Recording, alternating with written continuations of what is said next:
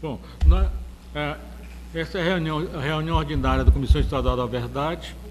A proposta de pauta é a seguinte: oitiva de depoimentos, a equipe técnica, apresentação de novo membro e informe da equipe técnica, avaliação do que ela fez nessa semana no plano de trabalho, eleição do novo coordenador da Comissão Estadual, estabelecer data para a reunião entre as comissões, programação de atividades, estabelecer critérios para depoimentos, programação de visita à escola e locais significativos, preparativos para a audiência pública Feira de Santana, que é amanhã, e o que ocorrer. Alguém tem alguma mudança na pauta? Nós vamos ouvir hoje 2 depoimentos. Nós vamos ouvir inicialmente o depoimento de Aurélio Miguel Pinto Doria.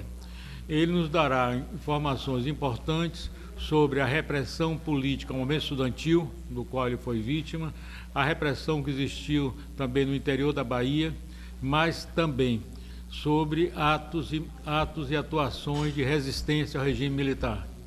Inicialmente, eu gostaria de estar falando para meu país agora.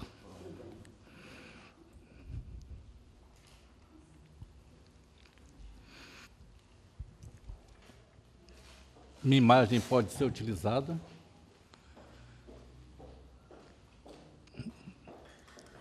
Bem como tudo que eu disser. Se eu estivesse prestando depoimento a um órgão do Poder Judiciário e precisasse ser compromissado, eu diria que, afora os equívocos de memória, o que eu afirmar aqui se reveste da mais pura verdade. Eu esperava isso há muito tempo. Há muito tempo que eu esperava essa oportunidade de partilhar com as pessoas aquilo que eu vivi.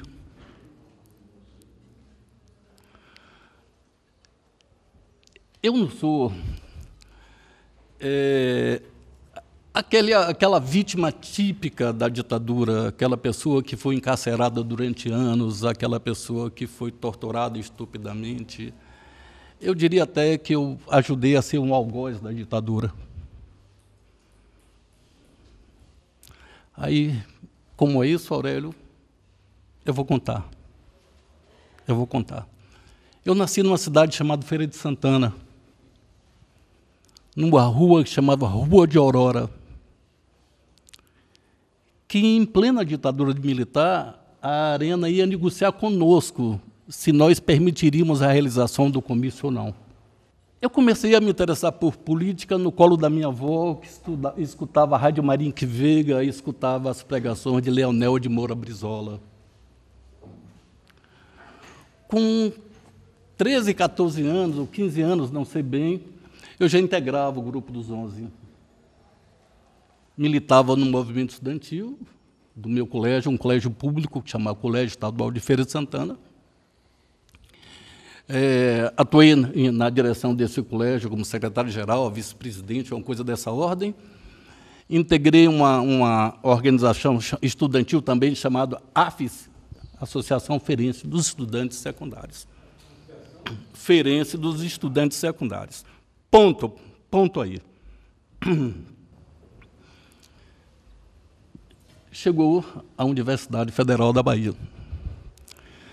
Aqui, à época, as forças políticas da época organizavam trote geral dos calouros.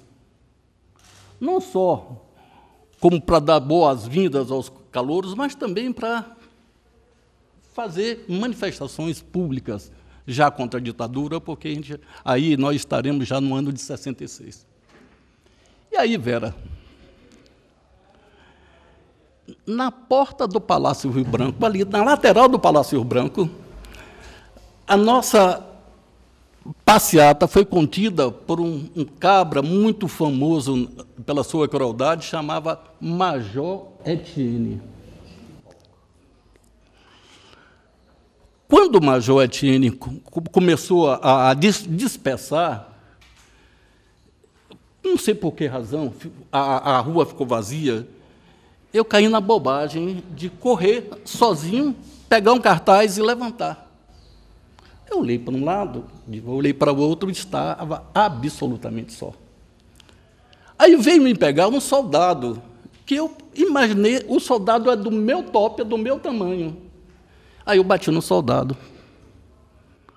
Quando bati no soldado, veio o Major Etienne e vários outros soldados, e eu fiz o quê? Pulei a janela do Palácio Rio Branco e comecei a gritar. Baixa a ditadura! Liberdade, abaixa a ditadura, aquela zoada. Acabei preso, claro. E, para a minha fortuna, a minha sorte, eu fui preso com uma pessoa muito pouco ilustre, muito pouco conhecida, não por ele, pelo pai. Eu fui preso com o João Jorge Amado, que vem a ser o filho de Jorge Amado. Fomos levados para a Secretaria de Segurança Pública e foi uma loucura, telefonemas de todo canto, e pedindo a soltura, não minha, de João Jorge Amado. Claro, ele foi solto, eu fui também, foi a minha primeira lição, a primeira prisão. Quando eu saí da prisão, obviamente, as chamadas forças políticas da universidade queriam nos recrutar, não era? E era interessante essas forças na época. Quem primeiro me abordou foi um partido chamado Política Operária, se lembram? A Polop. Depois veio o pessoal do Partidão e, por fim, o pessoal do PCdoB. Eu achava o pessoal do Partidão muito charmoso, eles eram divertidos, eles tinham uma vida assim, muito lúdica, e tinham pessoas brilhantes, pessoas fascinantes, tipo assim, Eduardo Safira, lembra? E aí, o fato é que eu acabei indo para o PCdoB. Que não era de Safira. Não era Safira, não era nada. O PCdoB eram pessoas simples do interior. A diferença do PCdoB, o PCdoB não tinha, digamos, uma visão teórica que a Polop tinha, não tinha o charme e o brilho intelectual do Partidão, mas tinham pessoas profundamente empenhadas. Tem uma companheira aqui, vou citar o nome de um, não sei se ele vai se zangar por entregá-lo, né? Vitor Hugo Soares, por exemplo, era da minha base. Amálio Couto, Dermeval. Né? Então, eram pessoas extremamente empenhadas, como a gente diria assim, nós éramos pé de boi, aquelas pessoas assim que da luta. Resultado, logo nós nos transformamos no grupo hegemônico da universidade. Eu fui eleito presidente do DCE em 68 e fui eleito presidente do DCE porque eu fui candidato a presidente da OAB e ganhamos na Universidade Federal. E perdemos a eleição na Baiana porque cometemos um equívoco de colocar um calouro na chapa. Companheiro ótimo, que vocês conhecem, chama Celso Cotrim, mas era calouro numa faculdade de medicina. E nós perdemos a eleição lá na faculdade de medicina. Mas eu fui eleito. Agora, quando eu fui eleito, foi no final de 68. O importante foi o que rolou em 68. Olívio, você imagina uma coisa, minha filha. Nas primeiras grandes manifestações que realizamos após a morte de Eduardo Lima Soto, Edson Lima Soto, fizemos manifestações fantásticas, assim, fantásticas. E numa delas, anotem isso que é importante, para que vocês não esqueçam. Numa delas, nós fomos duramente reprimidos na ladeira de São Bento. Duramente reprimidos.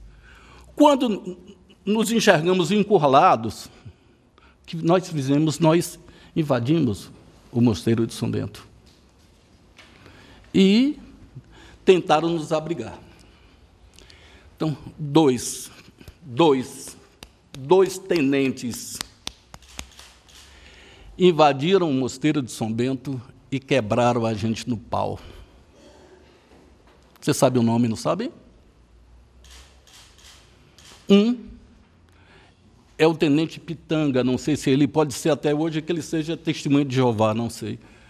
Pode ser que seja hoje um militante, não sei. Chama Pitanga. Estou citando o nome pela importância do que vem depois, não importa o nome, do que vem depois. E o tenente Átila, que me parece que hoje é um homem de Deus, ele trilhou a estrada de Damasco, não é? Não é? Pois bem. Átila Brandão. Agora, Átila Brandão. Agora, meus companheiros, ouçam o que nós fizemos. O que nós fizemos, nós, o conjunto dos estudantes da Faculdade de Direito, não sei se Vera, eu acho que Vera era caloura nessa época, se não estou equivocado. Nós julgamos, em plena ditadura militar, nós julgamos e expulsamos da faculdade Átila e Pitanga. E a nossa decisão foi cumprida. E de quebra, professor, nós expulsamos um outro policial chamado Rodolfo Barros Baqueiro Buenavita. Os dois tenentes estudavam à noite. O Rodolfo estudava de dia. E na Assembleia que decidiu pela expulsão, se elegeu 2 pessoas para fazer essa expulsão. Imagine, não vou citar o nome, que virou juiz, jogador de futebol, não vou citar o nome, não sei como é que é ele hoje. E o outro era eu. Eu pesava 52 quilos. O outro cara era grandão. Carregamos o delegado, imobilizamos, carregamos, e na porta da faculdade, jogamos para fora, literalmente. Foi um escândalo, o professor Orlando Gomes ficou indignado, e a faculdade ficou fechada quase durante todo o ano letivo de 1968. Só que no final, Verinha, se inverteu, né? Depois do AI-5, eles voltaram e nós fomos expulsos. E aí, gente, as lutas travadas aqui em 68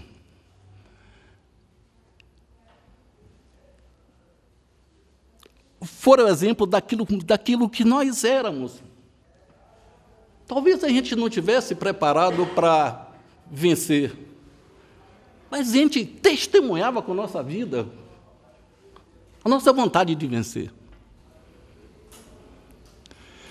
E vocês lembram, Diva lembra, todo mundo lembra do que foi essa cidade durante 68, principalmente a partir do dia 28 de abril de 68, quando houve a morte no calabouço, até nossa volta do Congresso de Biúna. Lembram do Congresso de Biúna? E um fato interessante que é preciso ser dito no Congresso de Biúna. Coexistiam, se confrontavam, aliás, 2 posições antagônicas. Uma, a nossa, de fazer o Congresso na USP. E a outra posição, conduzida pela UAE de São Paulo, que queria fazer um Congresso clandestino. Imagine você esconder 1.200 jovens no interior de São Paulo. Fala-se depois que aquela opção foi uma opção, um acordo que teria havido entre o OAE de São Paulo e o governador Abreu Sodré. Grave isso, para depois vir outra história vinculada a isso. Pois bem, nós fomos presos, ficamos no presídio Tiradentes. Uns estudantes foram libertados, a maioria dos estudantes, e a nossa grande liderança toda ficou presa. Foi Disseu, Travassos, Jamarque, ou seja, nossa liderança ficou encarcerada no presídio Tiradentes. Depois eles saíram naquele sequestro que vocês lembram também. Ponto. Aí o livro havia uma coisa interessante. Meninos entrando na clandestinidade. Eu, no final do ano, fui recrutado pela Tribuna da Bahia. Não sei se vocês se recordam que a Tribuna começou a recrutar jovens da universidade para trabalhar. Eu comecei assim a trabalhar na Tribuna da Bahia e Quintino gostava dos textos e dizia que eu podia ser um bom jornalista. E no dia 13 de dezembro, eu bati na porta de Quintino, que morava ali na Graça, e disse: Quintino, eu estou indo embora. Eu vou para a clandestinidade. Pô, esse cara usou os argumentos mais sólidos, assim, mais consistentes, aquela coisa de dobrar, assim, vergalhão de aço. Eu digo: não, estou indo, vou à luta. E fui. E a minha primeira tarefa, eu fui primeiro indo como presidente do DCE da Bahia a serviço da UNE. Imagine, é uma coisa que inventaram. No primeiro conselho que se realizou após o Congresso de Biúna, eu e José Genuíno Neto, fomos eleitos vice-presidente da UNE com o seguinte critério: ele tinha um mandato eletivo, que era o presidente do DCE do Ceará, e eu, o mandato eletivo, o presidente do DCE da Universidade Federal da Bahia. Aí, dona Vera, você imagine o que significa, o que significou aqueles anos, 69, 70, nesse país. Algo, professor, é o terror individual. É você, individualmente, ser alvo da violência. Outro, é aquela coisa tenebrosa de você se sentir ameaçado por tudo. De você dizer assim: olha, cada dia que eu viver, cada dia que eu retornar para casa, foi um dia de vitória. E minha primeira tarefa no movimento estudantil, imagine, era, olha só a pretensão do PCdoB na época: reconstruir o movimento estudantil de São Paulo. Imagine quem era o movimento estudantil de São Paulo. Uma moça chamada Ryoko, que depois veio a ser mulher de José Genuíno, né? Ryoko, uma moça da filosofia chamada Cibele e outra moça da filosofia chamada Naí Kubashi, que morreu no Araguaia. Naí Kubashi. Morreram no Araguaia. Essa Naí era uma japonesa de 1,50 m, com uns 38. Não, tinha Naí Kubashi. Sim, mas era Naí Kubashi, essa daí que morreu lá. Daqui a pouco a gente vê isso. Mas talvez sejam as mesmas pessoas com nomes diferenciados. O fato... Isso ali, a baixinha japonesa, da Faculdade de Filosofia. Pina de Oco, essa mesmo. Ela está certa, eu estou errado. Sueli, não é Naí Kubashi, era Sueli Yumi Kanayama. Essa morreu no Araguaia. Nós éramos um movimento estudantil de São Paulo. Aí veio, sabe o quê? A FEI, Faculdade de Engenharia Industrial, não sei por que razão, nem como nós conseguimos eleger o diretório acadêmico da FEI. E aí a coisa começou a fluir. Agora, veja, Vera, as condições que a gente trabalhava. Eu cobria distâncias enormes, com sapato com os 4 furos de cada lado e com fome. O final de semana a gente passava cafezinho, a gente tomava cafezinho cheio de açúcar para a gente aguentar aquele tranco até segunda-feira, quando eu retomava o contato. Nesse período, em São Paulo, anos 70, eu estava a cerca de 300 metros do momento que Marighella foi assassinado. Um dia marcante para quem gosta de futebol foi o dia que o Corinthians ganhou do Santos, depois de mais de não sei quantos anos. 2-0, o gol de Paulo Borges. Foi o dia que Marighella foi assassinado ali nos Jardins. Quando o trabalho de São Paulo começou a fluir, começou a crescer, começou a se estruturar, a se articular, se criou um problema de segurança para Genuíno, no Rio Grande do Sul. E nós tivemos que trocar. Eu já estava comendo em São Paulo, enraizado, o trabalho fluía, já havia alguns contatos com o movimento operário, e eu tive que largar tudo e correr para o Rio Grande do Sul. Na ida, aconteceu um incidente. O ônibus que nós íamos foi cercado por um grupo que estava combatendo no Vale da Ribeira.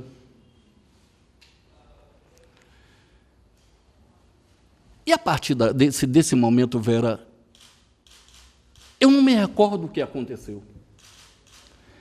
Eu imagino determinadas situações, mas eu nunca tive consciência do que eu estava vivendo. Eu me recordo quando minha memória me voltou, que eu estava em Vacaria, uma cidade do Planalto do Rio Grande do Sul. Fui para Porto Alegre. E lá em Porto Alegre, a gente mesmo retomar o trabalho genuíno e aquelas mesmas dificuldades que a gente vivia, só que tinha um componente diferente. Porto Alegre era muito menor que São Paulo, e no âmbito de Porto Alegre rolava o trabalho de todas as forças políticas. Um dia eu estava numa esquina, um cidadão bateu no meu ombro, eu viro, era um companheiro da Bahia que me disse: companheiro, amanhã realizaremos uma ação que vai comover esse país, vai abalar o país. Eu olhei para ele, era um trapalhão, um poeta, uma alma de Deus, uma figura que podia ser tudo menos o comandante de uma ação que iria comover o país. Sabe qual foi a ação? A tentativa de sequestro daquele bendito cônsul, que vinha a ser um agente do CIA, e essa tentativa de sequestro redundou um grande fracasso, com a queda de muitos e muitos companheiros, e o que sobrou para mim, que um cara que escapou, chamava Baiano, e Baiano vinha a ser o meu apelido. O Rio Grande do Sul se mostrou inviável. Eu tive que voltar para a Bahia, organizar um conselho, o último conselho da UNE, aqui na Bahia, e, na saída do conselho, eu teria que ir para um ponto, encontrar uma pessoa. O ponto era na Domingo de Moraes, 1410, na Vila Mariana, em São Paulo. E, certamente, desse ponto, eu seria, como na época se dizia, deslocado para a produção, ou seja, araguaio. Aconteceu uma coisa terrível comigo. Eu tive que ir para o lugar mais improvável que uma pessoa foragida poderia ir, a casa do próprio pai. Pulei o muro da casa do meu pai quase tem um infarto, e o fato que eu fui descoberto. E eu não dancei feio, graças a uma grande figura chamada Jaime Guimarães. Vocês conhecem?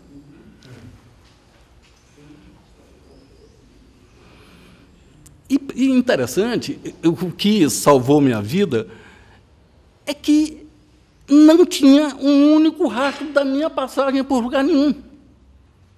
Cada ponto do país eu tinha um nome, uma identidade.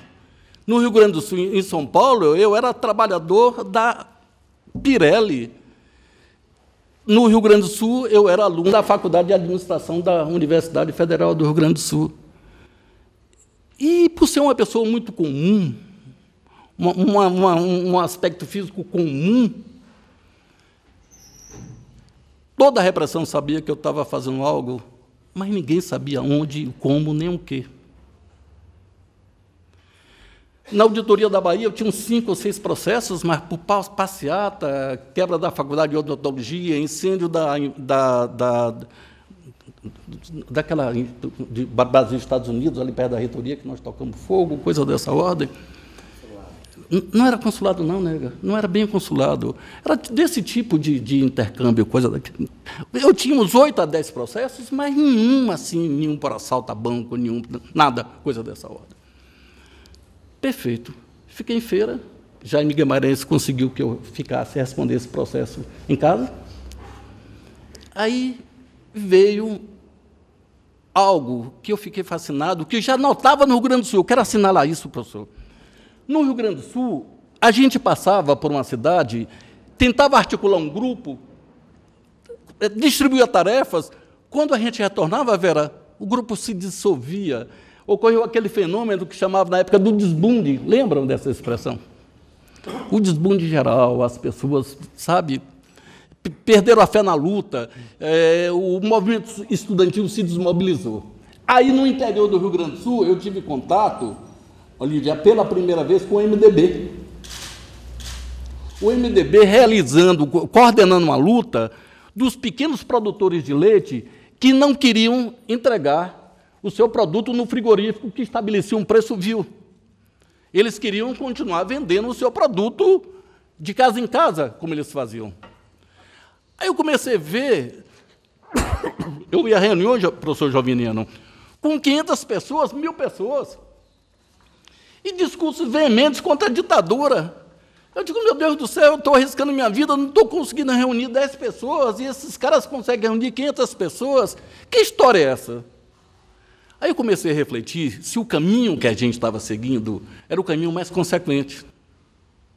Aí fui parar em feira, voltar para casa, não podia sair, não podia fazer aquilo, e a gente não está nem aí, começamos.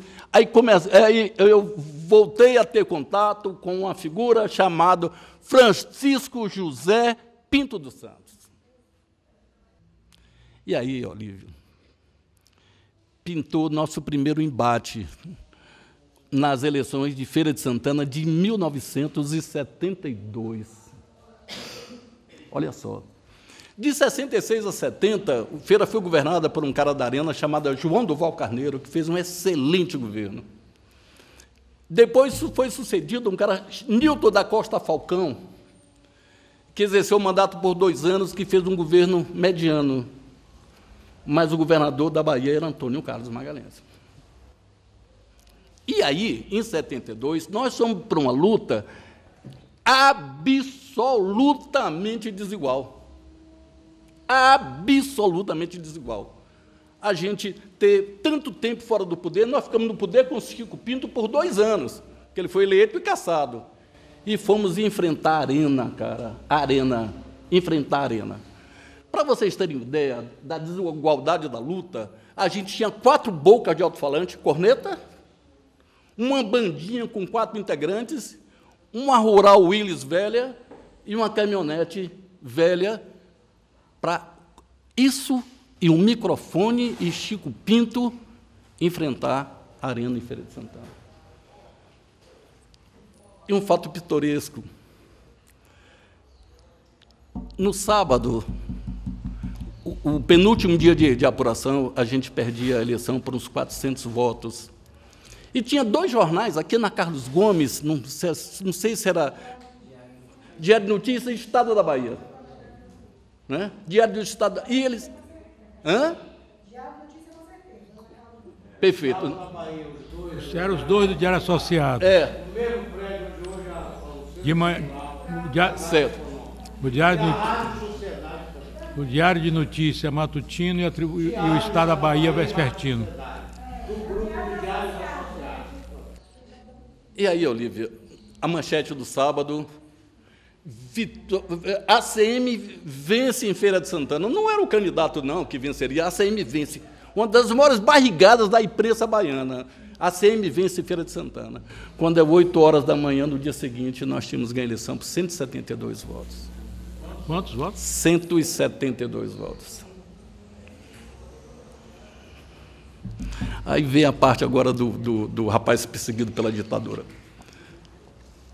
Quando foi anunciado o secretariado, sem que eu tivesse me consultado, o prefeito me designa para ser secretário de Educação de Feira de Santana. Imagine. Eu não tinha nenhum conhecimento, nenhum trabalho nessa área. Mas eu fiquei assim, como é que esse cidadão me atribui uma tarefa desse O nome do cidadão é José Falcão da Silva. José Falcão da Silva. E nós ganhamos uma eleição. Imaginem ganhar uma eleição com esses equipamentos e todo dia não tinha dinheiro para pagar a bandinha. E a bandinha ia para o meu escritório e exigiu o pagamento. A gente não tinha dinheiro. Aí a bandinha, então, não toco. Bom, que pena. Aí a gente descia para um bar e eu ficava dizendo, rapaz, olha, o comício hoje vai dar bom, viu? Vai dar bom. Rapaz, o comício hoje na Rua Nova é gente, não é? É pena, né? Rapaz, vocês não vão tocar, que pena, que pena. Aí o cara tomava a primeira pinga, a segunda, andar a terceira, assim, é covardia, vamos tocar. E tocamos a campanha dessa forma.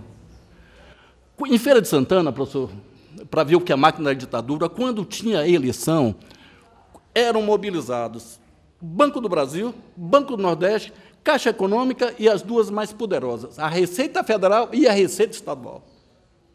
Todos os comerciantes, pequenos comerciantes, o tamanho que fosse, que sinalizasse uma real simpatia por a gente, esse comerciante, no outro dia, era fiscalizado. E impostas multas terríveis. E, mesmo assim, nós ganhamos a eleição. Aí chegou sua vez agora, dona Vera. Zé Falcão foi tão garroteado, tão perseguido, que nos 5 meses antes das eleições ele não conseguia pagar o funcionalismo público. Veja o cenário, professores, veja o cenário. Na véspera da sucessão, o município não consegue pagar a folha salarial dos seus servidores. Então, era um cenário que desaconselhava o lançamento de qualquer candidatura. E, para piorar o cenário, um cabra chamado Ernesto Geisel vai à Feira de Santana, segundo as pessoas, uma das raras vezes que ele subiu no palanque, ele foi lá, pegou um cidadão chamado Ângelo Mário Silva, levanta o braço e diz, meu nome é Ernesto Geisel, eu sou um general, presidente do país, um homem de honra e palavra, e digo o seguinte, se esse cidadão for eleito, Feira terá isso, tudo aquilo que Feira sonhava, polo metalomecânico, faculdade de engenharia, tudo aquilo que a pesquisa disse que Feira queria, ele assegurou.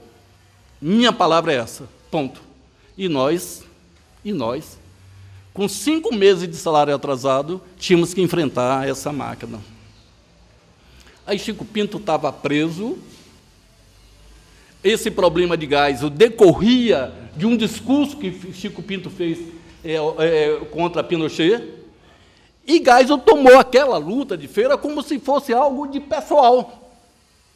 Eu tenho que ganhar aqui, como uma forma de derrotar Chico Pinto, entendeu, Jaquinho? Pois bem, entra em cena 2 figuras. Uma chamada Colbert Martins da Silva, que disse, já que alguém tem que ir para o sacrifício, irei eu. E aí surge a figura de um publicitário que começou a introduzir métodos modernos de campanha eleitoral, que introduziu em Feira o primeiro jingle feito ao profissional. O nome desse publicitário é Domingos Leonelli. E ele compôs com Capinã e Zizi Posse gravou um dos mais bonitos jingles de campanha eleitoral que eu já vi, que colocava o seguinte, o nome de Colbert não tem a menor importância.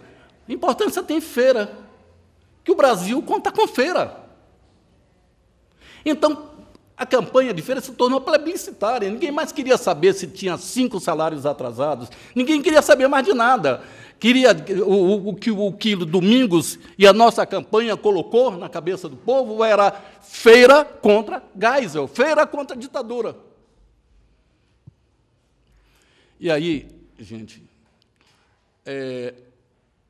eu gosto de me situar assim, do lado das pessoas que ousaram lutar, sabe, tiveram competência para vencer. História de coitadinho, mais uma vez a ditadura, um cacete. fomos para cima. A cada dia a gente mobilizava 50, 100 mulheres. Sabe a guerra, professor? Guerra. 100 mulheres paradas na porta de Ângelo Mário da Silva. Quando ele saía, as mulheres estavam com as contas de luz, receita médica, conta de água, o menino chorando no braço e dizia, doutor Ângelo, me socorra. Nós tínhamos essa força de mobilização. Então, o cara praticamente não pôde fazer campanha. E no palanque, Chico Pinto e toda uma galera de pessoas altamente comprometidas e com grande inserção popular, se encarregou de fazer o resto. No último dia de campanha, se constatou que a eleição estava praticamente empatada, que nós ganhávamos na zona urbana e perdíamos na zona rural, e um distrito chamado Bonfim de Feira, não sei se vocês conhecem, ouviram falar esse distrito, definiria a eleição. E no distrito tinha um coronel chamado Bastos, que esse coronel arrebanhava as pessoas e levava as pessoas para votar já com a chapa totalmente preenchida. Então, a coordenação da campanha chamou os moleques da Rua de Aurora e disse, a responsabilidade é de vocês. Vocês têm que ir lá impedir que o voto de Cabresto funcione. Mas como? Qual é o plano? Nenhum. É ir e fazer. Olha, você contando isso para retratar um episódio da época da ditadura parece inverossímil. Mas aconteceu exatamente assim como eu vou contar. Pegamos a fina flor da molecagem da Rua de Aurora, os meninos da Rua de Aurora, lá, liderados por dois caras, um era zagueiro do Fluminense de Feira, outro zagueiro do Bahia de Feira. E nós fomos lá impedir que o voto de Cabresto funcionasse. Olha, a primeira providência que um cara chamado Hermelino Neves Simões Neto, está morrendo, infelizmente. A primeira providência que esse cara fez foi pegar o chefe político Bastos na porta da casa dele, na frente dos filhos dele, ao lado dos capangas dele, levantar e dar um cascudo. E depois dar uma bofetada assim, taco, taco. Velho, eu nunca vi tanto revólver na minha vida. Se alguém tivesse dado o primeiro tiro, teria sido uma carnificina. Mas ninguém atirou, ninguém atirou. E, a partir daí, quando os eleitores arrebanhados viram aquilo, Diva, foi assim, sabe, que é o estouro da... As pessoas disseram, se esses homens são capazes de bater no Bastos, esses homens são loucos. A abstenção de Bonfim foi mais de 65% e nós ganhamos a eleição por 6 mil votos. Não precisava nem esse tipo de coisa. Mas, Aurélio, esse episódio para enfatizar o quê? O episódio para enfatizar que o povo brasileiro resistiu, porra. E resistiu bravamente, utilizando tudo aquilo que era possível utilizar. Aí você pensa, poxa, Feira de Santana era assim? Era. Olívia, não sei se alguém tem um estudo sobre um cara chamado Capelão. Capelão é uma figura mítica. Uns diziam que ele tinha sido da SS, não nazista. Outros diziam que ele era um desertor polonês, né, mas que se vinculou aos nazistas no campo de concentração. Esse cara implantou um terror absoluto na cidade de Feira de Santana por quase 2 anos. E ele não se limitava a perseguir políticos, não, ele perseguia quem ele queria perseguir. O senhor imagine um terror sem critério, ou seja, terror, diga assim, eu vou aterrorizar, eu vou praticar violência contra meus adversários. Mas ele não tinha esse tipo de critério, Vera. Ele aterrorizava a cidade inteira.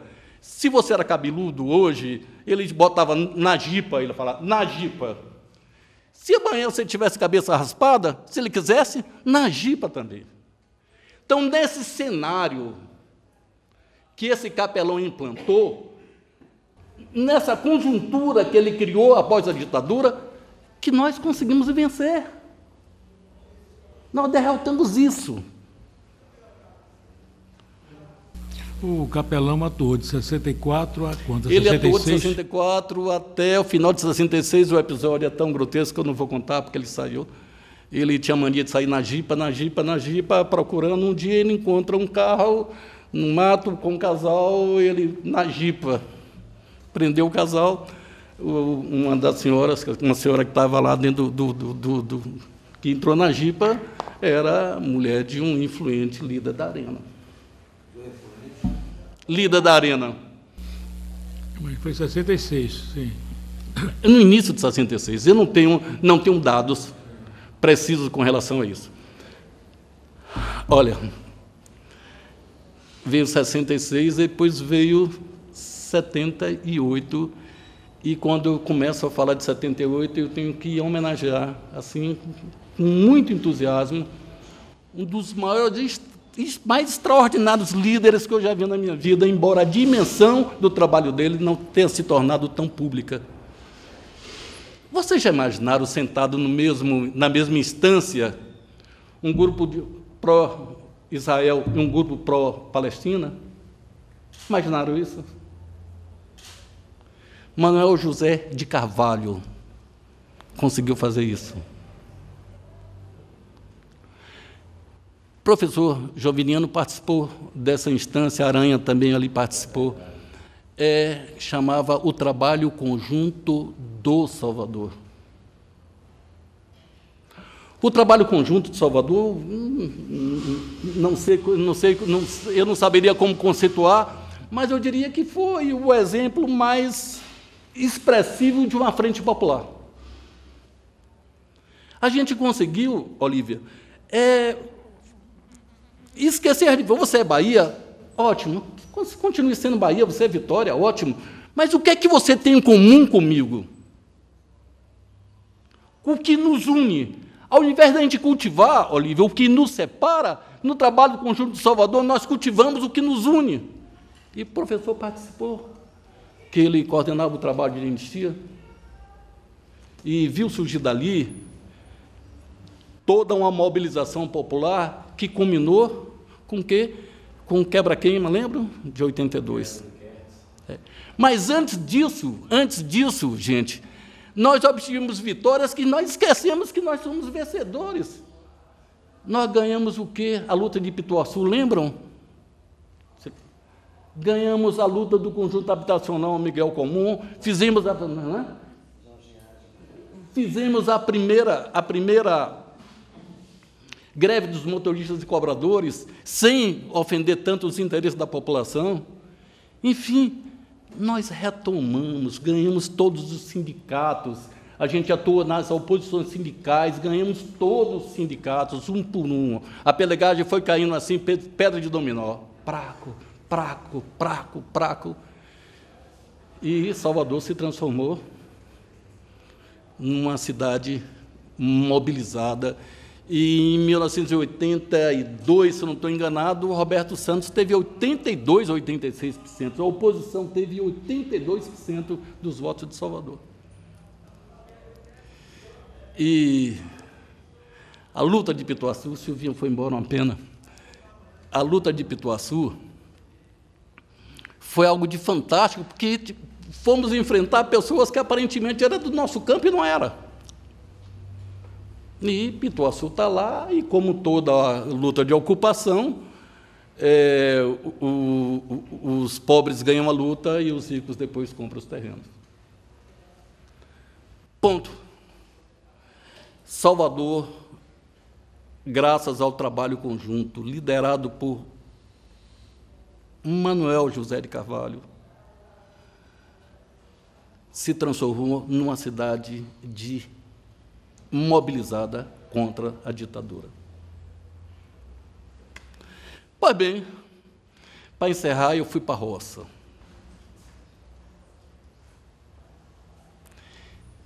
Até então, o nego matava nossos companheiros, né, e a gente escrevia manifestos, já que atuou na FETAG, se eu não estou enganado, e nos cabia fazer os manifestos lamentando as nossas perdas.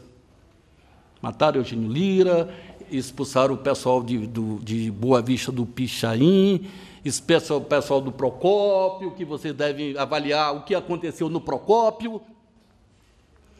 Aí aconteceu uma mudança em Barreiras. O Sindicato dos Trabalhadores Rurais de Barreiras foi ganho por um grupo, e o presidente chamava José Joaquim de Lima, chamado Tiquinho. Aí as coisas mudaram. As coisas mudaram. Ganhamos. Que pena que Silva saiu. O quilombo da Canabrava, anotem, que é importante isso. No quilombo da Canabrava, se tinha perdido em todas as instâncias judiciais. Não tinha mais jeito. Aí o juiz pediu o mandato, requisitou força policial, né, para expulsar pessoas que estavam ali há mais de 300 anos. Há mais de 300 anos eles estavam ali. É um lugar, na época, tão ermo e tão remoto, que, para Capitão do Mato chegar ali, daria muito trabalho. Minha irmã, eu fui conversar com o juiz disse o seguinte para mim: o mandado está no oficial de justiça. Se você quiser, eu lhe dou um prazo de 5 dias para você retirar o pessoal sem violência. Eu digo, doutor, o senhor está expediu o mandado? Vai colocar o pessoal para fora? Vai. Aí eu perguntei, quem vai colocar? Ele, sim. Uns 20 soldados. Eu digo, é muito pouco. O senhor vai na diligência? Não precisa. Deveria ir. Doutor, não vai voltar um soldado vivo. Vera, lá na comunidade não tinha nem 30 bate-bucha. Aí a gente... Olhe, meu colega, eu vou esquecer do que você disse para eu não lhe dar voz de prisão. Vou repetir. Não vai voltar um soldado vivo. Ele parou, pensou, pegou os autos e disse, meu colega, você já reparou que tem só uns 60 citados? Quantos tem lá? Eu digo, lá tem mais de 400. Eles estão... Entra com embargo de terceiro, que eu defiro, vamos acabar com isso. Aí eu entrei em nome daquelas pessoas que não integravam o processo e ele concedeu o embargo e a história parou na justiça aí. Só que o cara que queria tomar a terra, chamado Felão, e Felão começou a colocar pistoleiros para importunar as pessoas, para inviabilizar. Aí matou uma pessoa que Silvia conheceu, chamada Senhor, foi assassinado, assumiu a liderança uma pessoa chamada Dé, e a gente continuou resistindo. Aí apareceu um pistoleiro chamado Luiz Alemão, era o cão Luiz Alemão. Um dia, meus companheiros, por volta de meio-dia e meio, calor infernal do oeste da Bahia, eu chego na Canabrava, e está Luiz bêbado no boteco. Vou estacionar, que desço, ele me vê e parte. É você o bonzão e você vai morrer agora. Vera, eu tinha deixado a arma na caminhonete que não tinha como voltar. Aí que veio a multidão e pulou na frente dele. Quando a multidão pulou, eu tentei pegar a arma, voltar, aí chegou essa liderança e disse, doutor, você é da caneta. O Cravinote somos nós, a Cat, vai embora. Botou umas 2 pessoas da comunidade para me tirar da comunidade. 2 horas depois, o Luiz alguém tinha feito uma cirurgia na barriga dele, deram um tiro de cravinote tão desgraçado, que pegou aqui na frente, saiu assim como se fosse um abridor de lata, pela barriga do Filho de Deus, que Deus o tenha onde merecer. O fato é que nós mudamos a história de morrer. Mudamos a história do coitadinho, do pobrezinho. A gente foi para a luta. e pensam que ficou por aí coisíssima nenhuma. Tinha em Santa Rita de Cássia, não sei se vai tão longe que talvez vocês não conheçam, 2 comunidades bem remotas, pesquisem, a Lagoa da Cerca e a Lagoa dos Ferrões. Não precisa nenhum laudo antropológico para dizer que aquilo ali são remanescentes de quilombolas. E uma pessoa que não dava muito prestígio para o anjo de guarda dele, caiu na besteira de tentar tomar essas 2 comunidades. A última notícia que tem desse cara é que ele estaria no interior de São Paulo, o cara que tentou tomar essa terra, porque os quilombolas também resistiram. Aí veio o pessoal da Conquista, o pessoal do Rio de Pedras, enfim, a partir daquele marco, nunca mais nós fomos derrotados nesses confrontos. O último foi do Riacho de Sacutiaba, esse aí o Luiz Alberto tomou conhecimento, esse o INCRA já está querendo... Que ano? Não, professor, lhe digo, foi após 78, eu não digo precisamente. Isso aí, quando foi, Silvinha, que nós fomos lá na Canabrava? Tu não lembra? Pois é. E aí, gente, esse é meu testemunho do que eu vi e vivi. Se a gente for falar de tortura, para encerrar, tortura mais brutal que eu tenho conhecimento lá no oeste da Bahia, foi praticada por um sargento Queiroz contra um cidadão chamado Quena Tavares da Câmara.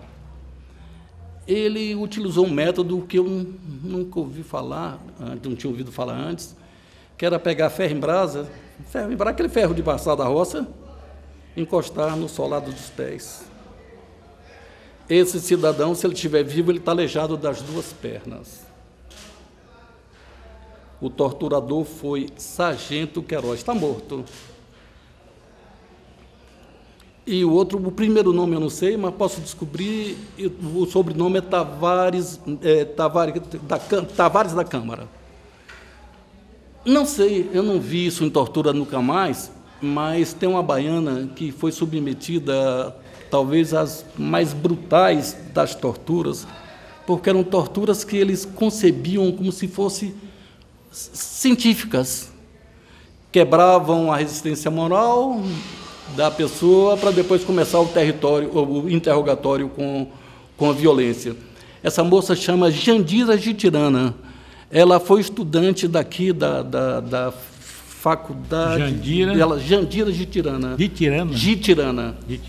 Ela foi aluna aqui da Faculdade de Belas Artes, depois foi para o Rio de Janeiro e entrou naqueles grupos pequenos, menos expressivos, que faziam atos de assalto, coisas dessa ordem. Essa moça passou 5 anos presa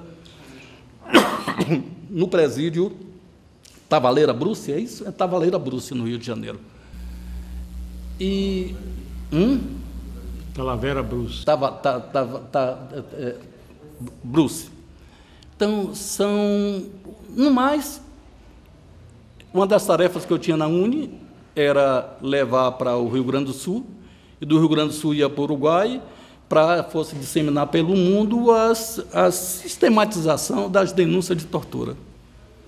Você imagine que é uma pessoa, nos seus 20 e poucos anos, à noite, se debruçar sobre aqueles relatos terríveis.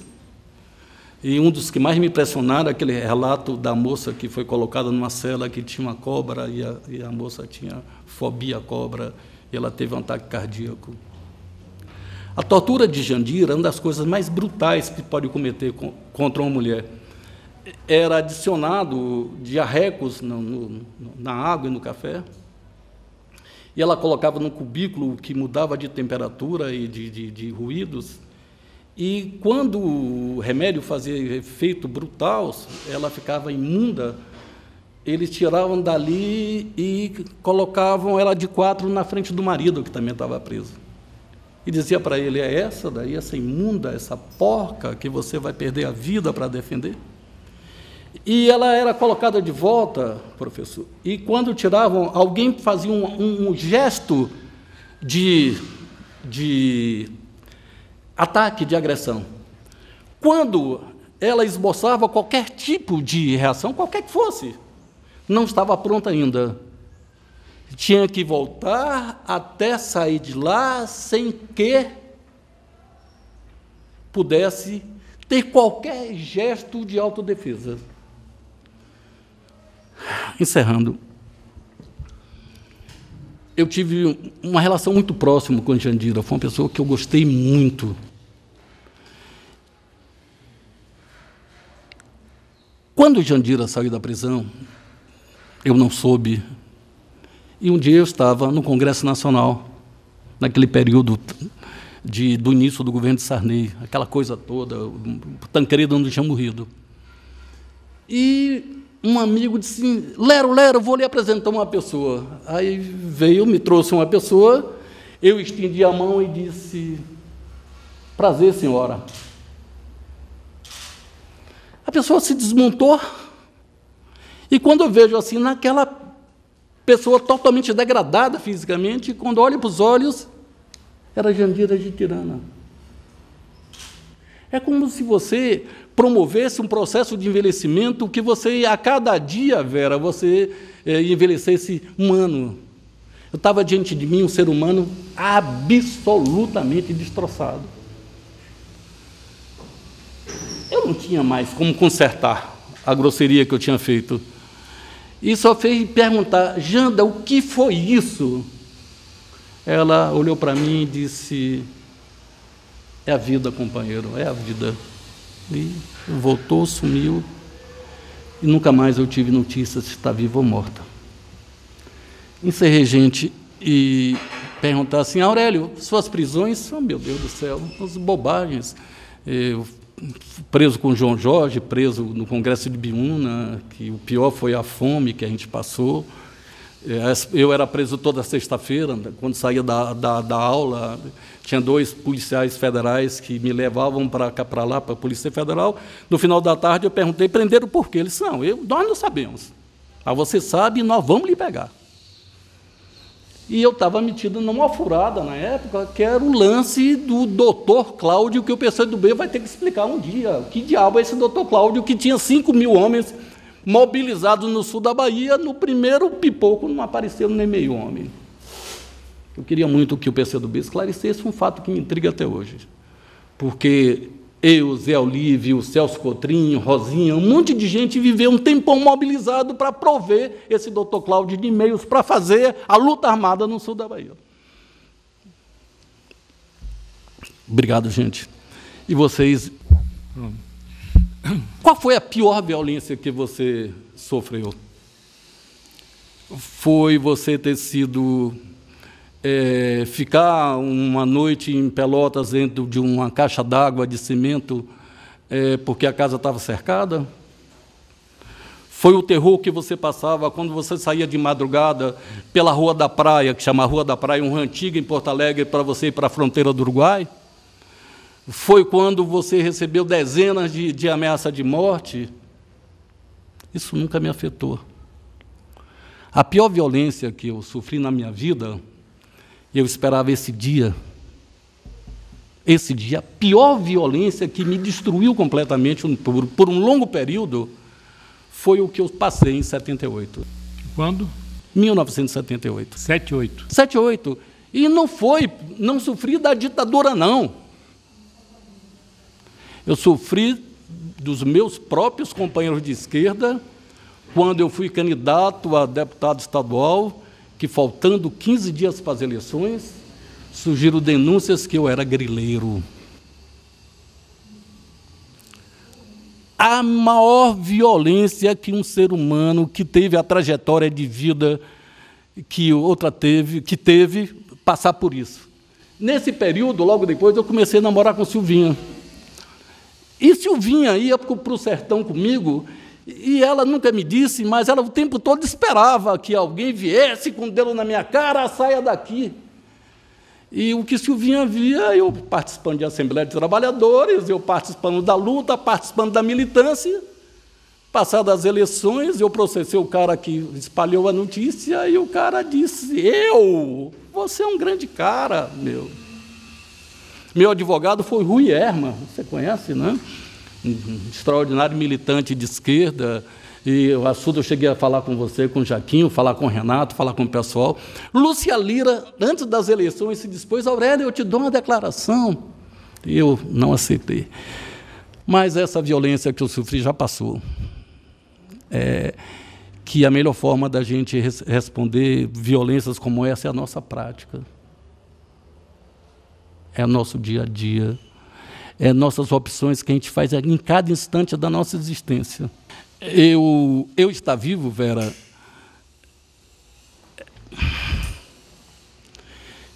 várias oportunidades eu escapei de Tucaia por um nada.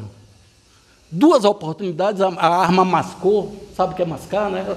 Puxa o gatilho, não atira.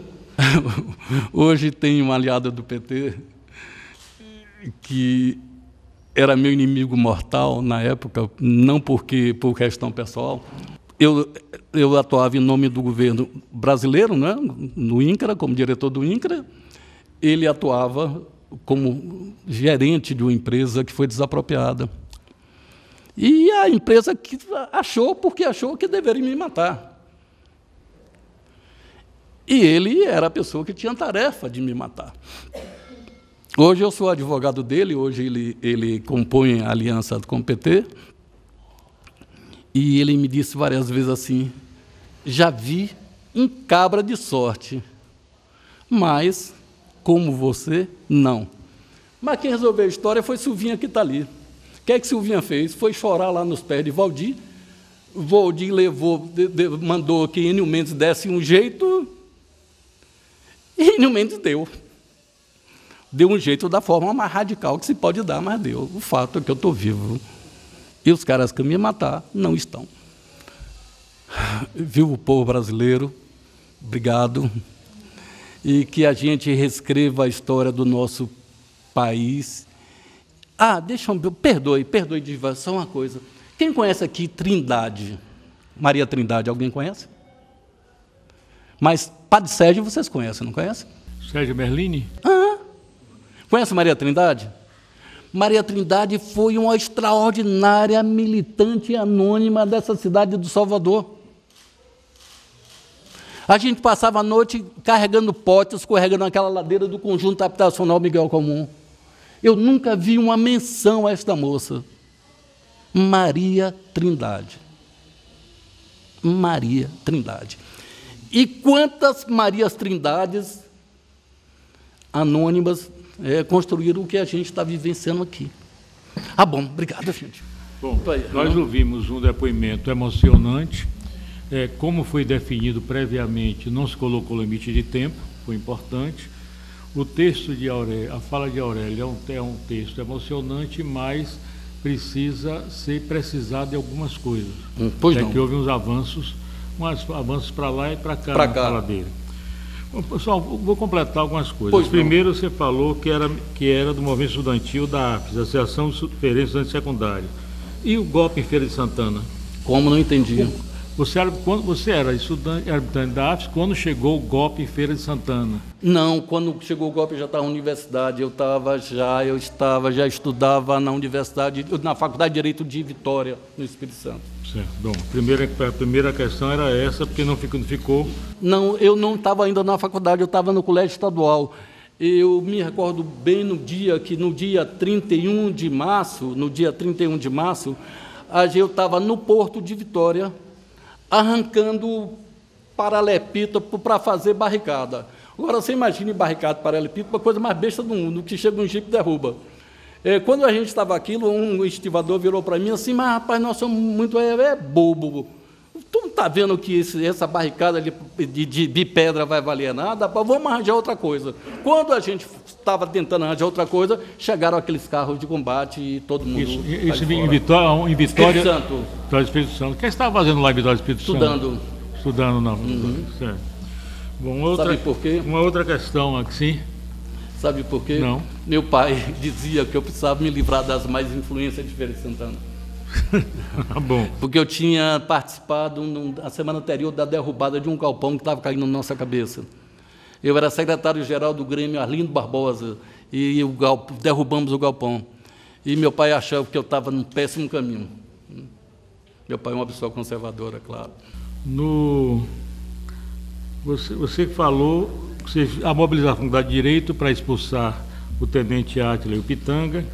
Depois do AI-5, vocês foram expulsos. E Átila e Pitanga voltaram. E voltaram. Mas vocês foram expulsos, foram para onde?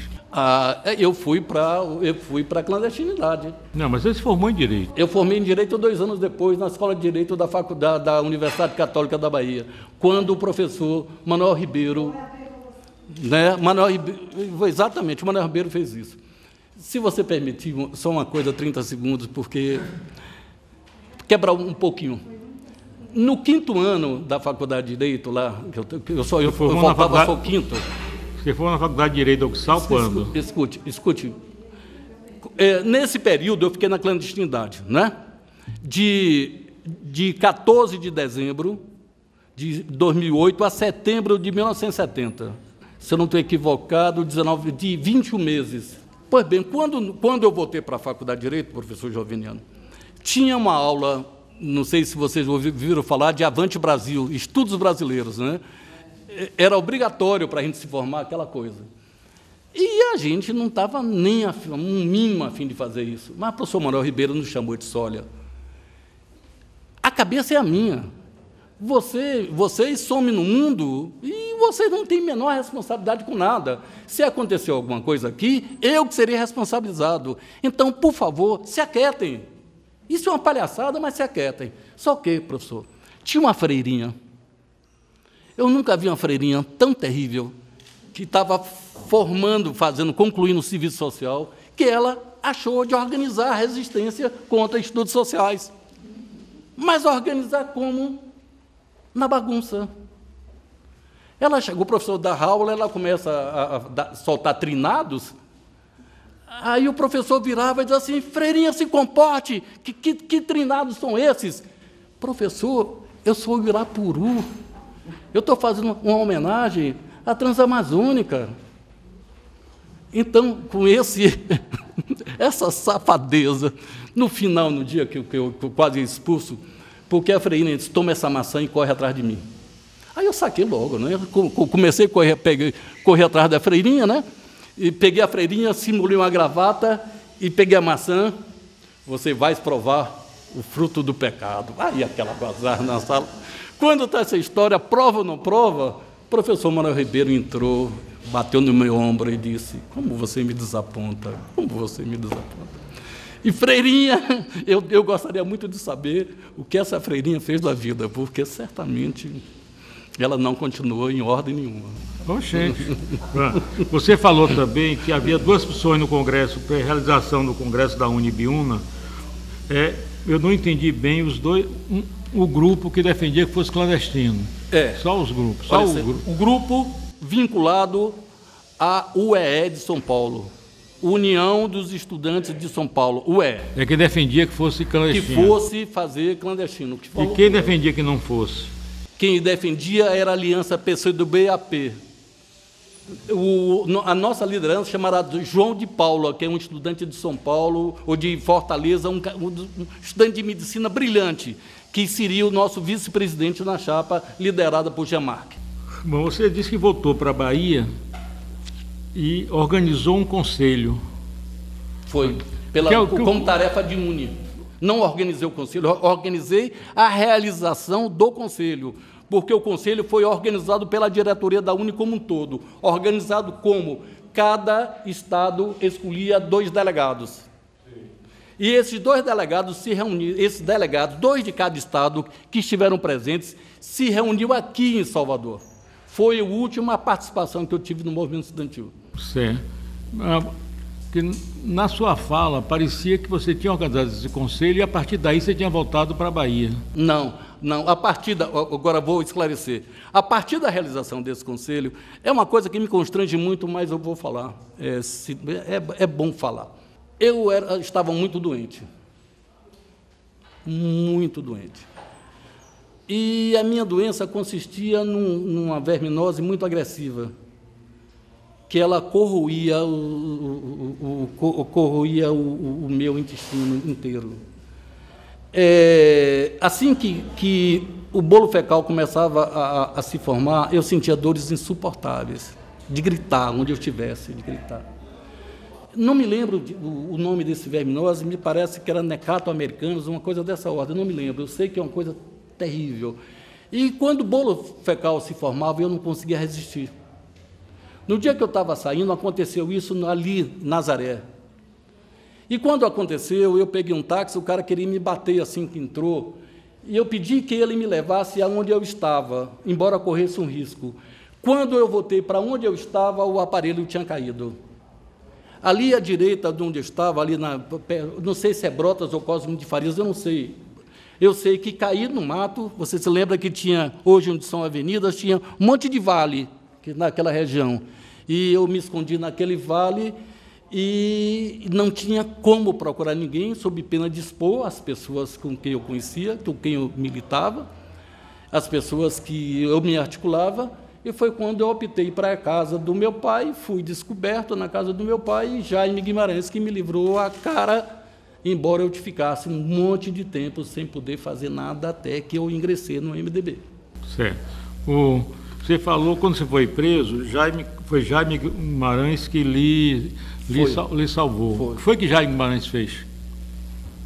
Disse, esse menino é hippie, esse menino não tem participação política nenhuma, esse menino é um filho lá da Gameleira, que esse menino não tem nada a ver com isso, e um monte de pessoas ligadas a Jaime Guimarães, ligadas ao esquema de repressão, confirmou que nada, esse menino é um hippie, acho que devia andar fumando maconha em Arembepe. Bom, você disse que foi... Ele nunca me explicou o fato é que eu passei muito pouco tempo preso, e o restante fiquei em casa com o compromisso de não botar o cara na rua. Quando eu comecei a sair para o MDB. Certo. Você disse que foi quando José Falcão foi eleito prefeito, ele lhe designou para a Secretaria de Educação. Foi. Você exerceu o cargo? Por 1h30. 1h30? E aí renunciou? 1h30 chegou Luiz Arthur de Carvalho, todo mundo conhece, né? Luiz Arthur de Carvalho, chegou um pessoal da S2, sei lá, do 35BI, com a seguinte prosa com o Zé Falcão. Saímos daqui com a demissão desse rapaz, ou saímos com a sua renúncia, ou saímos com ele e você preso, você vai escolher. O que é que aconteceu? O PMDB fez uma reunião de urgência, eu queria resistir, Pinto dizia, saia preso, eu estava afim também de sair preso. Aí veio Zé Falcão me ponderando que aquela conquista tão excepcional não poderia ser destruída simplesmente por um companheiro. Que eu fizesse o sacrifício, eu fiz. Foi o próprio Zé Falcão que lhe contou a história? Não, os caras estavam na sala quando ele me chamou. Pronto, então tá. Foi um fato testemunhado. Zé Falcão com os militares junto pressionando. Pressionando. Pronto. Não, os militares não disseram uma palavra a mim. Uma palavra, Zé Falcão que disse. Esses senhores, esses cavaleiros estão aqui, e colocaram as seguintes alternativas. E a decisão é sua. E os caras saíram, ficou aquele alvoroço. Chico Pinto disse que para resistir, mas todos os demais companheiros disseram que eu deveria fazer o sacrifício. Eu fiz, eu não sei. Nessa eleição que Colbert ganhou, você falou que Chico Pinto estava no comício falando. Chico Pinto, no início, estava preso. Olha a história. Isso é muito importante. Você tinha dito que ele estava preso não também. Não está. Preste atenção uma coisa. Aranha talvez tenha vivenciado isso. Chico Pinto estava preso, aí Chico Pinto foi solto perto do final da campanha eleitoral. Se lembra disso? Aí nós organizamos o maior comício que Feira de Santana já tinha visto na vida. O maior comício que Feira de Santana tinha visto. E nesse comício foi uma loucura. Olha, você se lembra, o Marcelo Cordeiro estava com a palavra, falando, foi a volta de Chico Pinto, a volta da cadeia, essa história. Então, professor Joviniano, Marcelo estava fazendo a introdução do discurso dele. Companheiros, não sei quando Marcelo pronunciou a segunda frase, Chico Pinto apareceu. Aí foi aquela comoção que não havia, nunca viu. Naquela época, eu acho que pelo menos 30% a 40% da população de Feira estava presente no comício. Tinha cerca de 80 mil pessoas. Na Getúlio Vargas ali, que é algo que... E nessa campanha... Essa foi a campanha de... Cobé Martins da Silva. 76. Cobé Martins da Silva. A referência ao capelão eu já coloquei no momento histórico adequado. Foi 64, 68, 66, eu já coloquei. O professor, eu não lhe afirmo com precisão quando ele saiu. A certeza... Foi em 64 que ele chegou e começou a aterrorizar. No pós-64 ele chegou e ele era o braço do terror. Era o braço do terror. Aquela pessoa que se encontrasse um casal de namorado na rua, para o jipe. Encontrava um jovem com cabelo maior, para o jipa. Para o jipe, quer dizer, sobe no jipe que ele levava para a delegacia. Você falou também que em 82, Roberto Santos ganhou as eleições, depois você falou, eu fui para a roça, ganhou em Salvador. Ganhou em Salvador. É isso. Eu fui para a roça, para se atuar como advogado. Fui para Barreiras. Quando? Olha só, eu fui para Barreiras. Foi quando começou a ter essa grande virada dessas coisas, esses fatos começaram em 79 e nós retomamos em 82.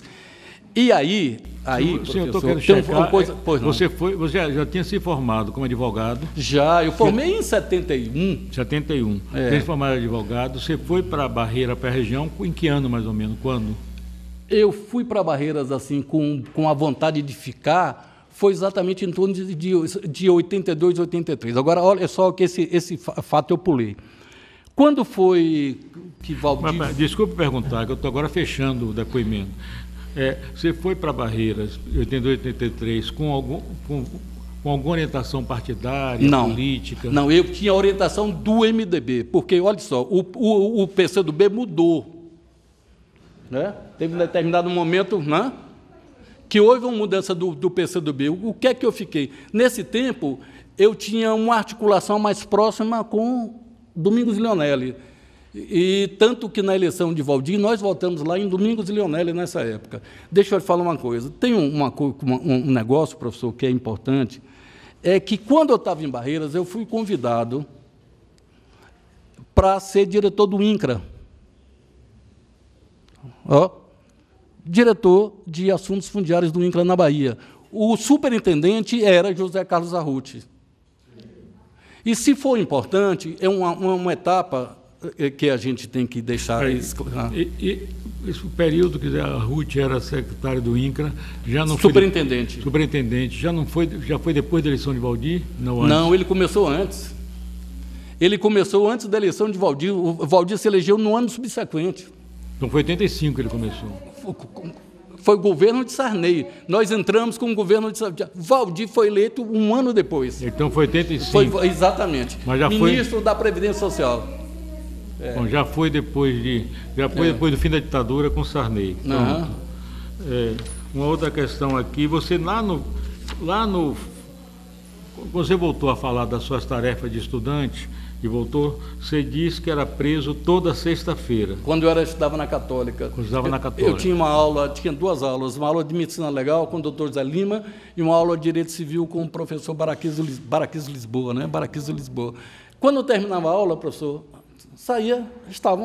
era uma sala no segundo andar, tinha uma escadinha, no alto da escada estava postado 2 policiais. Sim, você, o tempo que você ficou lá na Universidade Católica formou em 71. 71. Então você era preso toda sexta-feira em 70, 71, é isso, em 71? Não, 71, certeza absoluta, o tempo que eu era estudante. Então, em 1971, você era preso toda sexta-feira. Já identificou, já colocou. Já era coisa como se tivesse agido. Tá? Bom, em termos de... Agora, olha só que coisa. Eu era o cara que mandava me prender, se eu não estou enganado, chama Capitão Zito. Capitão Zito. E eu sentava naquele banco ali, no corredor, ficava ali sem água, sem nada, sem banheiro, nada, assim, ó, paf. Chegava 5h30, 6 horas, sem querer para quê. E as pessoas olhavam, me mediam, olhavam, coisa e tal, mas não me dizia uma palavra. Chegava 5h30, 6 horas, o tal capitãozinho em pessoa perguntava: o que é que você está fazendo aqui, rapaz?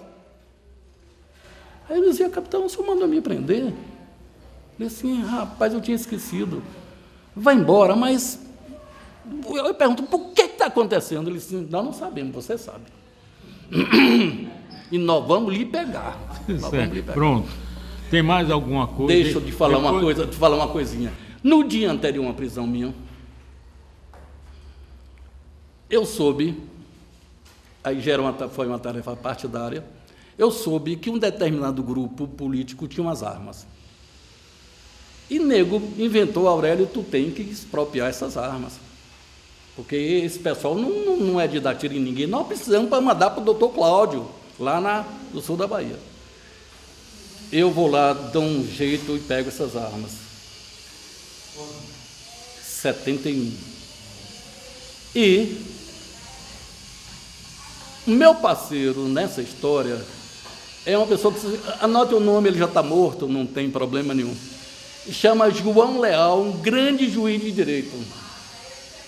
E nós saímos daqui com essas armas. Ele é muito amigo de Orlando Senna. Você já ouviu falar em Orlando? E aí, meu Deus, a gente vai com essas armas dentro do Fusca branco do Dr. João Leal e passa ali da Polícia Rodoviária Federal, logo após o viaduto de Simões Filho. João Leal parou o carro e disse: meu companheiro, eu lhe digo, não dou conta. Me chame de covarde, me chame de tudo, mas meu limite de coragem acabou, caia fora. Eu desço do carro, as armas consistiam em 5 rifles Vulco, uma porcaria, arma de matar, já tinha encupado. 5, e botei debaixo do braço, esperei um ônibus da empresa Santana e entrei com... Só que 5 rifles, você carregar 10 minutos, professor, não cansa, mas depois de meia hora, o suor começa a escorrer, você começa a dar sinais de cansaço. E uma senhora gentil porque queria que eu entregasse o pacote para ele. Eu entreguei a uma pessoa que você deve ter conhecido, quem formou em Direito há mais tempo conhece. A arma foi entregue e guardada por um cara chamado Oswaldo Brasileiro Franco. Escondemos na casa de farinha da roça dele. E essas armas foram para o sul da Bahia e não sei o que o doutor Cláudio fez com ela. Oswaldo Brasileiro Franco. Que foi presidente do MDB de Feira de Santana. Bom, alguém... Depois desse período que você, de 78, foi candidato a deputado estadual, e de 78 até 88, que é o período de foco dessa comissão, você tem mais alguma coisa a falar sobre vítimas da ditadura, ou enfrentamento à ditadura? O enfrentamento que nós fizemos, professor, de até 88, foi um enfrentamento quando a gente foi para o INCRA. Olha só, eu fui para o INCRA mediante indicação direta dos trabalhadores através de vários sindicatos. E eu fui um representante direto, então era como se fosse um parceiro. E qual Você foi do INCRA de quando a quando? No INCRA eu fiquei de 85 até 87, onde fui trabalhar com um grande cara que chamava Eduardo Almeida no Interra. É outra história que vai encomendar muito. Mas você tem que cortar a história, professor? Com uma semana que eu estava no INCRA, no INCRA como eu entrei no INCRA... Não, cargo, eu era diretor de assuntos fundiários. Eu trabalhava área fim, o cara que tinha que arrumar as terras para serem desapropriadas.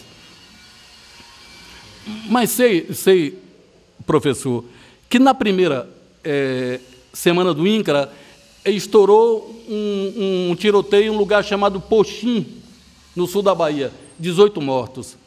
E, você esteve lá? Estourou um tiroteio em um lugar chamado Sarampo, 9 mortos. Estourou um confronto em Paratinga, 8 mortos. Eu digo, meu Deus, a gente não vai arranjar terra, não, a gente vai ter que fundar uma funerária. Porque eu nunca vi uma coisa tão estúpida, parece que fez assim, uau! E no sul do estado tem uma coisa, um componente que são os madeireiros, que são terríveis. Nesse confronto que morreram 9, os madeireiros foram emboscados. Os emboscados mataram 5.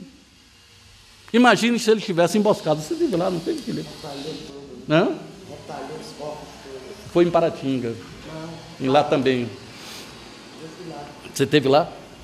Então, tem alguém mais, tem alguma pergunta para completar o depoimento? Jackson. Muito obrigado por você ter aceito o convite para vir aqui. Sua contribuição é muito boa para o nosso trabalho. Eu queria saber de você se você tem notícias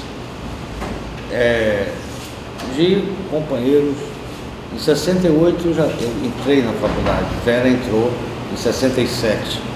Vera foi caloura lá. Vera é de 67, eu sou de 68. O ano da... Ah, não, você entrou em... 67. 67, é. Ela entra em 67, eu entrei em 68, no ano da greve, que ficou praticamente sem aula, no ano da morte de Edson Luiz. Foi no que a gente botou os policiais para fora. Até, eu estava na Assembleia, eu participei da Assembleia. E conhecia o Átila desde o tempo do curso primário no Bonfim, que ele foi colega da mesma escola, do Sátiro Dias, lá no Bonfim. Claro, conheci Átila, conheci Rodolfo, desde o tempo do Central, ele era ligado ao grupo da UDN, da ASIS, né? E etc. Mas você lembrou alguns colegas contemporâneos da faculdade, né? Vitor Hugo, não falou em Rosalindo. Eu ia falar em Rosalindo, porque, perdoe, olha só, na minha sala, olha só, na minha sala que aconteceu, Rosalino morto, Berneval morto, Sara presa e barbaramente torturada. E na minha sala, isso aqui, agora tinha umas figuras interessantíssimas. João Bafo de Onça, já ouviram falar de João Bafo de Onça? Estava aqui. Uma grande figura, a quem Luiz Arthur devotava um ódio mortal. E dizia assim, você, na verdade, não é um comunista, você é um capadócio. Não sei se lembram dessa expressão de João Bafo de Onça, né? Morreu também Abel Gotardo, você recorda, não é? Vitinho conhece todo mundo, todo esse pessoal. Então, Vitor Hugo, Rosalindo, Sara, que você falou agora, Amado já tinha falado, mas não falou em Jane, nem Lídice, Rui Herman você falou, e João Bafo de Onça você falou agora. Lídice é bem depois, cara. Lídice diante da gente é uma gatinha, pô, é bem depois. E Jane era da época? Não.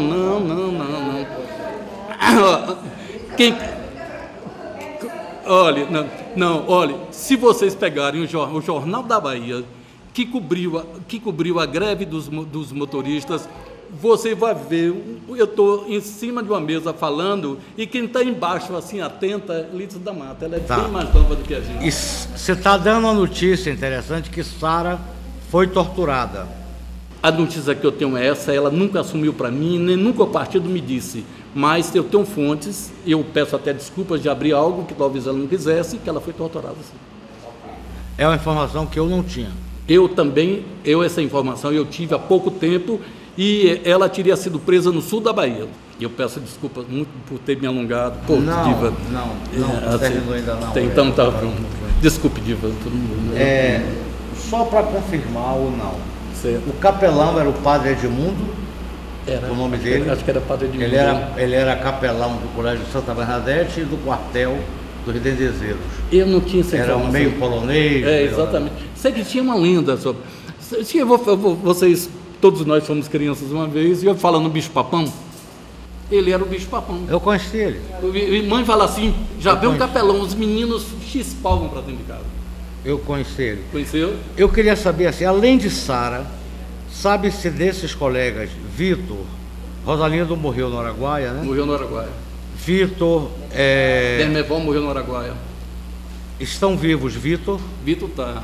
Sara Amado está vivo? Amália Couto Filho. Tá vivo? Amália Couto Filho está vivo, se ele está uma postura assim, a última conversa que eu tive, ele de total aversão a qualquer tipo de participação. Amálio era um monge, não é? Rui está em Conquista. Rui em Conquista. Rui está em Conquista. E João Bafo Johnson? Tá aí, tá legal? Juraci Novato. Juraci Novato. Você sabe se algum deles foi também preso ou vítima Ah, olha só, de todos. tortura, além de Sara? Não. Rui foi preso, eu não sei se foi torturado. Tá. Juraci Novato, eu não sei se foi preso ou não foi preso. Tá. Assim, Foi José Tude, o nome dele. quem no livro Araguaia tem uma passagem, tem uma figura chamada Duda Monteiro. Eduardo Monteiro. Esse foi preso, esse foi torturado, né? Irmão de Antônio Carlos Monteiro e Teixeira, desaparecido. E foi esse cara que me entregou. Ele entregou? Foi. Eduardo Monteiro. Foi preso Filho. no Araguaia. Daqui da Bahia também? Daqui da Bahia, irmão de Monteirão, Antônio Carlos Monteiro Teixeira. Você tem ideia de onde a gente pode contactá-lo? Não, Diva tem. Uma outra, você sabe, até por ouvir dizer, por conversa, de algum nome de outro torturador que você tenha ouvido falar? Você sabe do Sargento Queiroz? Sargento Queiroz e Andy Cal. O Tavares de Barreira foi torturado?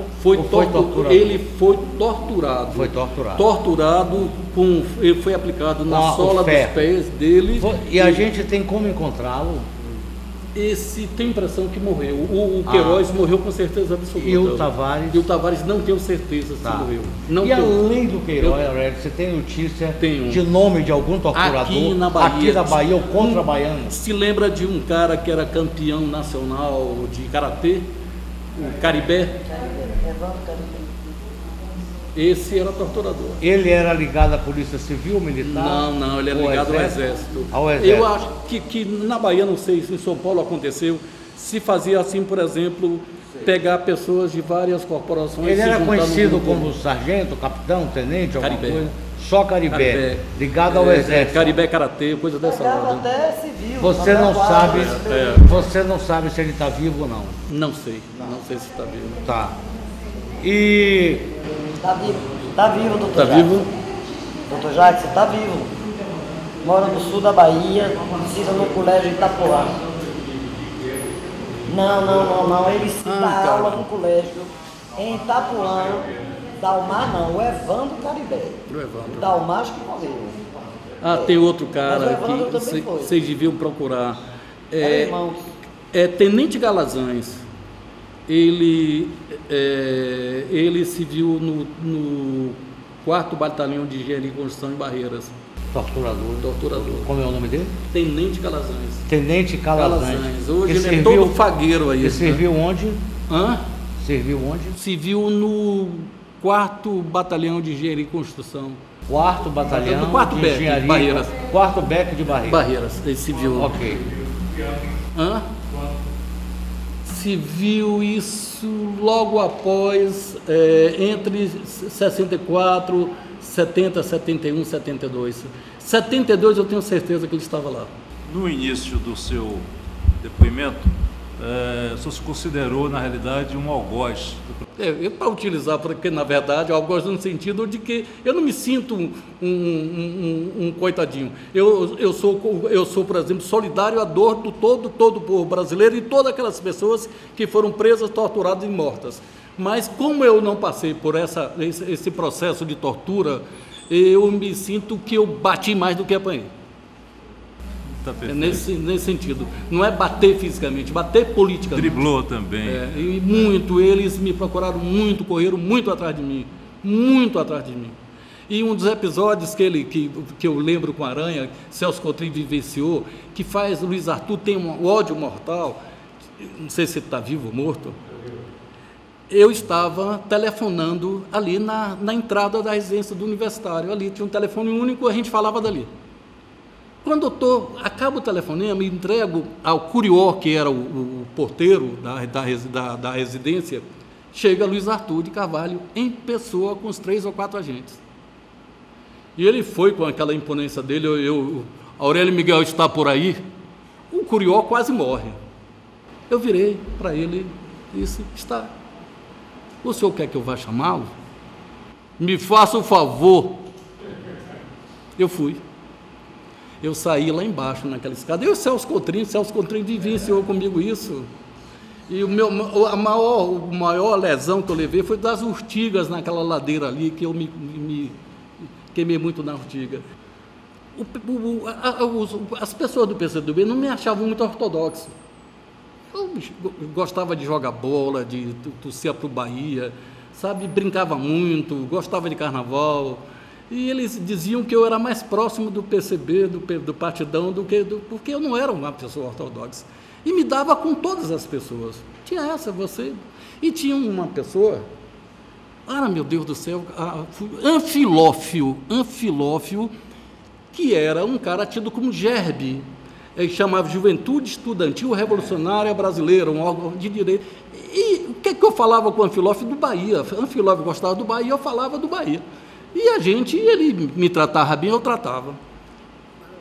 Eu, na Uni, que diacho, mandado para a Bahia para organizar, diacho, o trote dos calouros.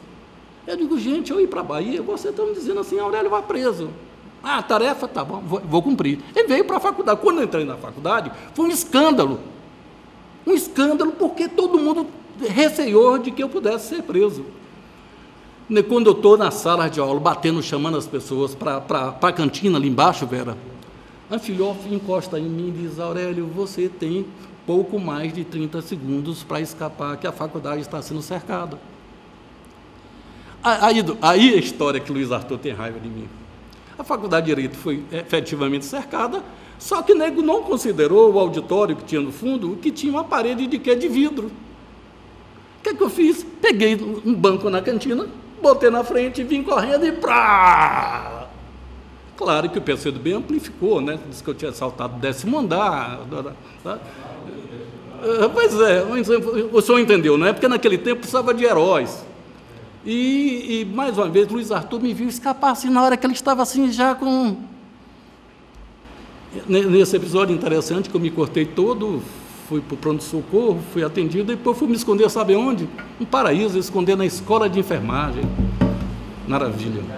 Bom, só mais um. O senhor teria conhecimento de casos do Átila Brandão como torturador? Não seria uma legendade. Eu vi com o cacete, a Fanta Henrique levantada e batendo nas pessoas, inclusive com juiz. Várias outra vez. Agora...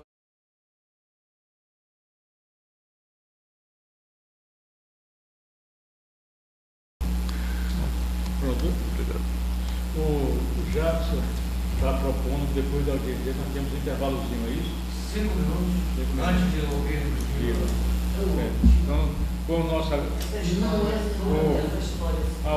Aurélio, com emoção, nos fez entrar no túnel do tempo e vivenciar aqueles momentos. Está concedido o intervalo? 5 minutos de intervalo.